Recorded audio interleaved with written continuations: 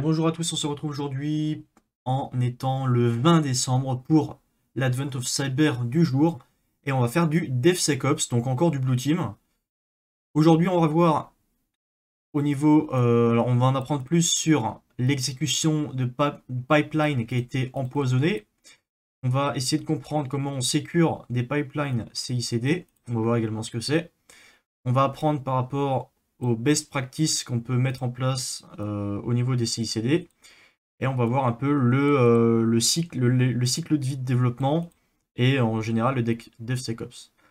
Donc, ici, on va nous parler de GitLab. Alors, comme à chaque fois, on start, sauf que là, je dois être sur ma VM, du coup, j'ai lancé le VPN et je suis directement connecté sur l'adresse IP qui m'a été donnée quand j'ai start la machine. On va pas pouvoir faire en split screen cette fois-ci. Donc là, il va nous parler un peu de GitLab. GitLab, qu'est-ce que c'est? En fait, c'est un environnement qui va nous permettre de contrôler tout ce qui est au niveau des versions, des différentes versions, des choses qu'on va push dessus.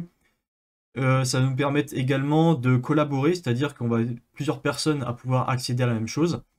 Et SDLC, qu'est-ce que c'est? En gros, c'est le cycle de vie. Donc c'est software quelque chose life cycle. Alors c'est indiqué plus bas, je crois, par rapport au titre. Pas du tout. Ça doit être indiqué plus au-dessus. Alors j'avais vu ça quelque part. Bon, je sais plus où c'est. En tout cas, voilà, c'est Software Development Lifecycle. Donc, ok. Et ensuite, on nous dit, donc CICD Pipelines. Qu'est-ce que c'est? En gros, les pipelines, ça permet d'automatiser le fait de construire, de tester et de déployer des process. Donc les pipelines permettent d'assurer que l'intégration est cohérente, de tester et de délivrer dans le bon environnement, que ce soit du production ou en test. Et on peut également mettre en sorte des scans de sécurité pour qu'à chaque fois qu'on push du code ou qu'on update du code, il y ait un scan qui soit fait dessus pour nous remonter de potentielles vulnérabilités. Donc, CICD, qu'est-ce que ça veut dire? Donc, CI, c'est Continuous Integration, et CD, c'est... Alors, CI, oui, c'est ça, et CD, c'est Continuous Deployment. Donc, en fait, Continuous Integration, ça veut juste dire qu'il y a plusieurs contributeurs qui peuvent collaborer dans un répertoire qui a été partagé. Voilà, donc plusieurs personnes peuvent collaborer en même temps, de manière continue. Continuous deployment, bah, c'est le fait d'automatiser le déploiement du code dans différents environnements. Et du coup, pendant la durée de vie d'un software, il va y avoir différents environnements dans lesquels le code va passer. Au début, par exemple, une sandbox pour vérifier qu'il n'y a aucun souci de ce côté-là. Le test. Et après, une fois que il y a des tests et des validations qui sont faites, ça peut partir au niveau de l'environnement de production. Donc, voilà, et en gros, le CD, c'est vraiment l'automatisation du déploiement d'un environnement à un autre. Et par rapport à ça, donc ça, c'est, on va dire, le CICD, c'est lié au DevSecOps, au DevOps, pardon.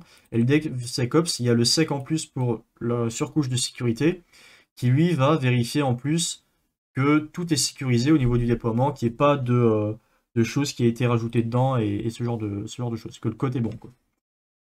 Ok, donc là, DevSecOps, donc là, ce qu'ils expliquent, intégrer la sécurité dans le CICD, donc ça permet de réduire la menace et de l'intégrer du coup au SDLC.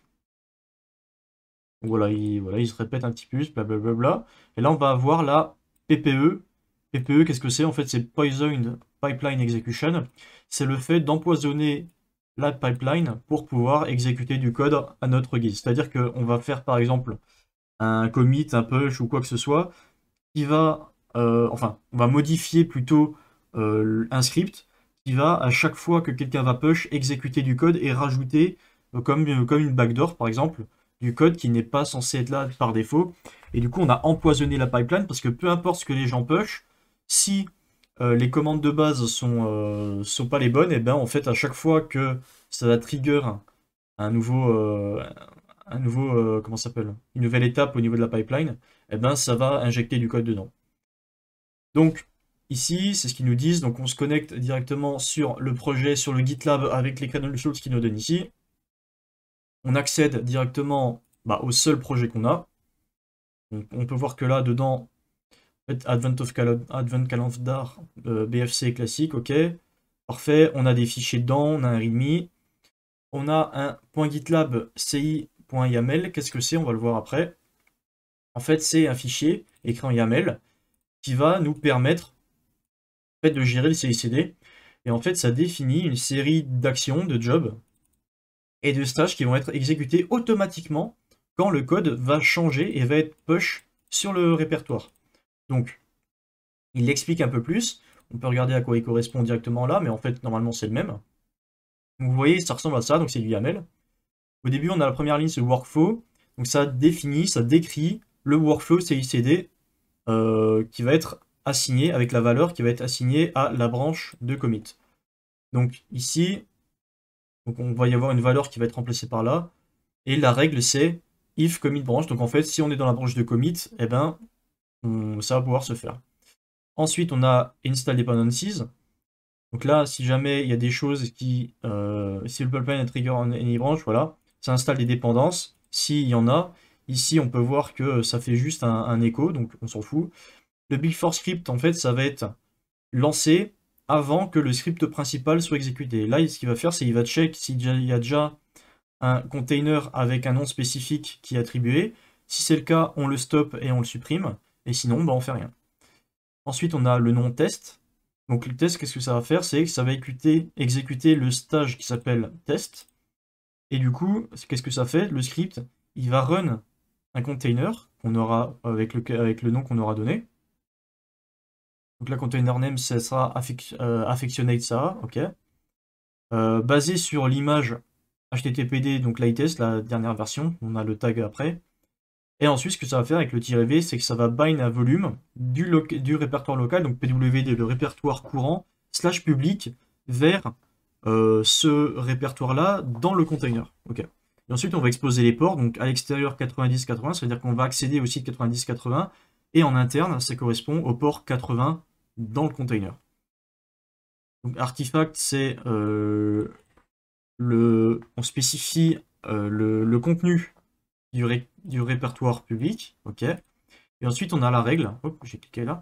Après on a la règle, c'est en gros la règle, donc le test se lance uniquement si la pipeline est trigger sur la branche qui s'appelle main. Voilà. Donc ça c'est le fonctionnement classique de ce qui est actuellement ici. Ok, mais on peut voir qu'en fait il y a un problème parce que entre ce qu'on a là, ce qui est censé être bon, et là, on peut voir qu'il y a déjà du code qui a été rajouté. Bon, là en gros on a un script bizarre qui s'appelle, enfin il lance les commandes wami, pwd, ls-la, machin, après il fait un écho d'un truc chelou là-dedans. C'est pas censé se passer comme ça, normalement on a vu qu'au début il n'y avait rien. Ok, donc investigation. Ici, si on va voir dans tout ce qui est les merge requests, si on va voir dans merged, alors non, c'est dans all. Pas du tout. Update, si ça doit être là-dedans, je crois. Overview 5, alors faut que ça charge. Lui, il a dit, il met qu'il a besoin de tester des trucs. Les commits, pipelines, ok. Bon, alors je sais plus où c'est. Click on merge request, tap on the change cabicine is a merge tab. Donc overview. Voilà, c'était par là. Ok. Et là, lui, il dit que update, le fameux fichier qui est un peu étrange. Et là, comme truc, on a quoi? On a ça. Donc devlead, il fait History has been back-to-back meetings. Ok, donc il était dans un meeting. Donc lui, il a fait un merge et il l'a approuvé directement. Et lui dit ok, bah ça a l'air bon. Frostlino il dit ok, est-ce que tu pourrais me donner plus de permissions? Alors non, c'est l'inverse, je crois que ça commence par là, je lis dans le mauvais sens. One week ago. Je sais pas. Je n'ai aucune idée en fait de si c'est en haut ou si c'est par en bas. J'ai jamais trop utilisé tout ce qui était GitLab, GitHub. Alors, est-ce qu'ils disent approve and merge the changes in the code? 19, 10. Oui, donc c'est ça, c'est de haut en bas en fait. Parce que là, on voit one week, et du coup, on voit pas la différence. Ok, j'aurais pu laisser mon truc dessus pour voir l'heure. Ok, donc c'est de haut en bas. Donc lui, en gros, il s'assigne directement une tâche. Il fait Et la team, je dois besoin de faire quelques tests, j'ai modifié la rule, machin, oh j'ai fait les tests moi-même, ça a l'air bon, est-ce que tu pourrais, s'il te plaît, push tout ça, si urgent, s'il te plaît. Oh les tests sont faits, s'il te plaît, est-ce que tu peux approuver? Puis après il dit, est-ce que vous pouvez me donner les permissions, parce qu'en fait j'ai besoin de le faire très rapidement, bidule. Lui il est en mode, ah je suis pressé, t'inquiète pas, je te fais confiance, hop, je te donne les droits, machin, bidule, voilà, je te donne les droits d'admin pour quelques heures, donc comme ça tu peux le push rapidement. Donc Frostino, hop, il a prouvé son propre merge. Donc ça c'est bon, et ensuite ça a été push et machin et bidule. Ok. Le problème c'est que si on va voir dans les jobs, donc merge request, alors c'est dans CICD je crois, jobs.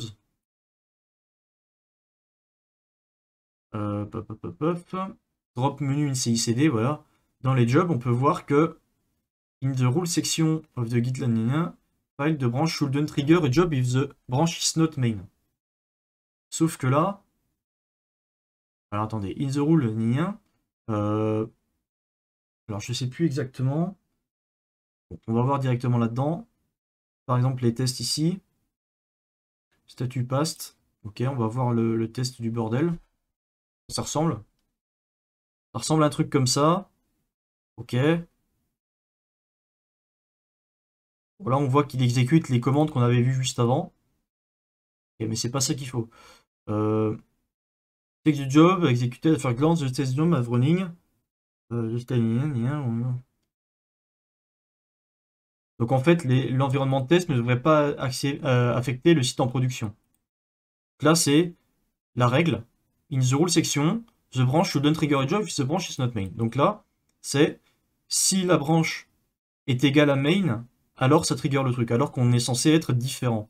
If the branch is not main. Là, c'est if the branch is main. Donc là, c'est pas bon. Et du coup, ici, on va voir par rapport au calendrier, on voit bien qu'il a été defaced. Et en fait, là, c'est qu'il y a eu un problème. Et si on va dans les pipelines, on peut voir que le test a été passé par rapport à ça. Et c'est ce que je vous ai montré juste avant. C'était que le fichier a été modifié. Et du coup, si on retourne à l'endroit des pipelines où il y a eu la modification, bon là, il y a un nothing to see here, donc c'est un peu bizarre. On peut investiguer, on peut cliquer dessus. Et là, on peut voir qu'en finalement, il l'a changé. Il y a le différent de main qui a été changé en égal main. Et ça, c'est problématique parce que du coup, ça affecte ce qui se passe en test. Ça affecte le main. Alors que ça, c'est pas censé se passer comme ça. Et là du coup, bah, c'est là qu'il y a eu le problème parce que le commit, on peut voir qu'il y a tous les commits qui ont été faits. Et dedans, si on va voir au niveau des fichiers actuels, eh ben, on avait vu que c'était parce qu'il avait fait un echo d'un truc deface.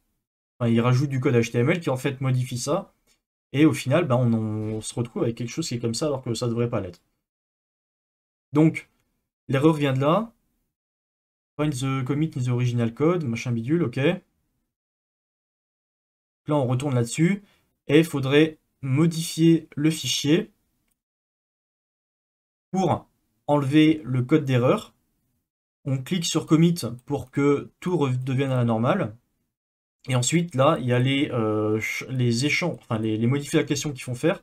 Donc, on va mettre load to push à personne. Comme ça, tout le monde est obligé de créer un merge request avant de push. Donc, il faut que quelqu'un d'autre puisse regarder et valider le merge avant de push. Là, il y a différentes choses également. Artifact management. Donc, voilà, il faut mettre un paramètre d'expiration pour pas non plus que ce soit à l'infini. Visualisation, voilà, donc il faut essayer de regarder l'activité et de monitorer les pipelines. On peut mettre des outils d'analyse de code statique, par exemple, pour voir s'il n'y a pas de vulnérabilité dessus. Vérifier le contrôle d'accès, voir qui c'est qui a accès à telle ou telle chose, en fonction des droits. Revoir régulièrement certains fichiers qui peuvent être problématiques pour voir s'il n'y a pas eu des changements inopinés. Et également voir uniquement les étapes qui sont nécessaires dans notre pipeline. Donc, là ils nous disent, ok, quel est donc le hashtag en gros de la personne, du développeur qui est responsable des merges. Donc si on va voir, si on retourne dans les merge requests, on avait vu que c'était le fameux Frostlino. Et en fait, c'est @badsecops. Donc, on va récupérer son nom. Alors, je sais pas s'il faut mettre le arrobase ou pas. Ouais, voilà, ok. Quel port est defaced sur le calendrier où il y a le truc qui tourne? On avait vu que c'était 90-80. Pas du tout. 90-81. Ok. Parce que là, 90-81, alors normalement on le voit dans les exemples qu'ils mettent. Ici, ça a été modifié quelque part. Alors effectivement, là quand je regarde, il n'y est plus. Alors attendez. Faut retourner dans les merge requests. Alors je sais plus si c'est dans les merge requests ou dans les autres trucs. Toujours un plaisir le temps que ça charge.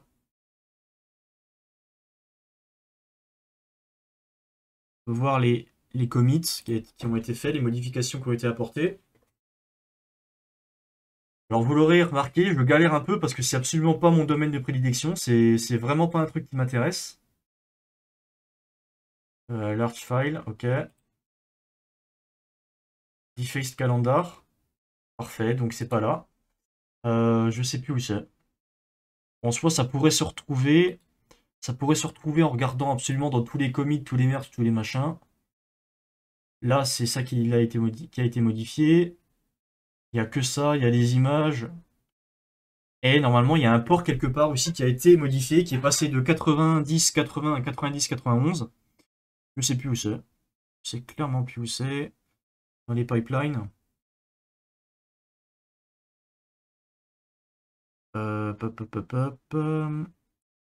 Nothing to see here.